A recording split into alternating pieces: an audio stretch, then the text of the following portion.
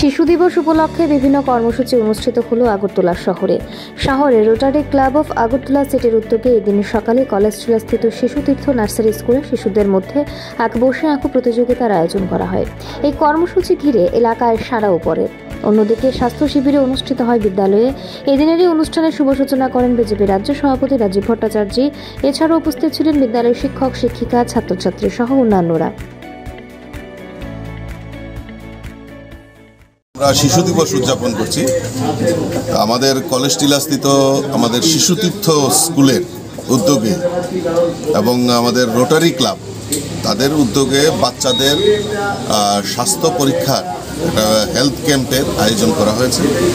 আমি ধন্যবাদ জানাই রোটারি ক্লাবের কর্তৃপক্ষকে। তারা এই শুভ দিনে আজকে এরকম শুভ উদ্যোগ নিয়েছে যে বাচ্চাদের স্বাস্থ্য সচেতনতার উপর তারা আলোচনাও রেখেছেন এবং একটা ড্রয়িং কম্পিটিশন, বাচ্চাদের একটা ড্রয়িং কম্পিটিশন তারা অর্গানাইজ করেছে।